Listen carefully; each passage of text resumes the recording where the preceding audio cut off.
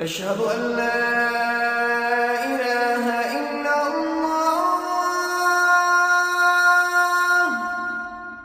কোরআনের সূরা কমার 54 নম্বর সূরার 52 এবং 53 নম্বর আয়াতে পরিষ্কার বলা আছে ওয়াকুল্লু শাইইন ফাআলুহু ফিজ জুবুর ওয়াকুল্লু সগীরিন ওয়া কাবীরিন মুস্তাতির।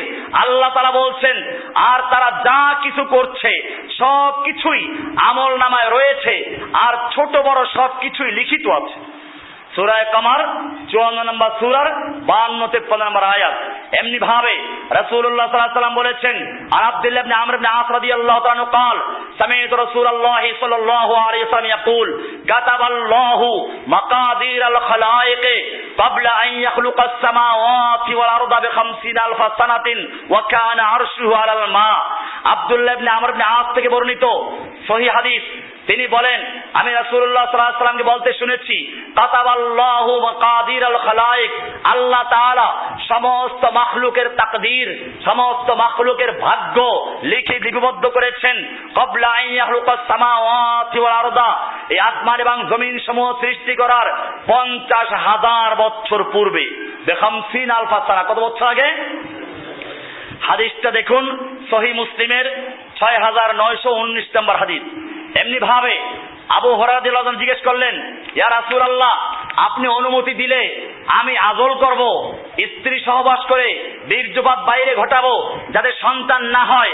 আল্লাহর রাসূল সাল্লাল্লাহু আলাইহি ওয়াসাল্লাম কি বলছেন শুনুন, ইয়া আবা হুরায়রা জাফাল কালামু বিমা আনতা লাকিন, তোমার ভাগ্যে যা লেখা আছে তা লিখে কলম শুকিয়ে গেছে। বুখারীর 5075 নম্বর হাদিস, তিরমিজির 2642 নম্বর হাদিস, নাসাইর 3215 নম্বর হাদিস। এমনি ভাবে আরো হাদিস রয়েছে, তিরমিজির 3319 নম্বর হাদিস বলা হয়েছে, ক্বালা সামি আল্লাহ রাসূল সাল্লাল্লাহু আলাইহি ওয়াসাল্লাম বলছেন, ইন্না আব্বালু মা খালাকাল্লাহু আল কলম, সর্বপ্রথম আল্লাহ তাআলা যে জিনিসটা সৃষ্টি করেছেন তা হলো কলম। কি সৃষ্টি করেছেন? ফাকালা উকতুব, এরপর বলছেন লেখো। ফাকালা মা আকতুবু, কি লিখবো? ক্বালা উকতুবাল কদর, তুমি লেখো কদর, তাকদীর লেখো। মা কানা ওয়া মা হুয়া কাইনুন ইলাল আবাদ, যা হয়েছে এবং যা হবে একেবারে সব কিছু লিখে ফেলো। তাহলে এখানে পরিষ্কার হয়ে গেছে, সব লেখা হয়ে গেছে। কখন? সৃষ্টির সূচনাতেই সব কিছু লেখা হয়েছে। কাজে এখন আর নতুন করে পরিকল্পনা হয় তা না। ভাইরা আমার, এখন আবার আরেকটা বিষয় চলে আসলো, তাকদীরের মাসালা। ভাইরা আমার, অনেকে বলবেন এখন মনে মনে তার সব আগেই লেখা, আমাদের আর কি দরকার আছে ইবাদত করে। এই বিষয়টা মনে রাখতে হবে। আলী রাদিয়াল্লাহু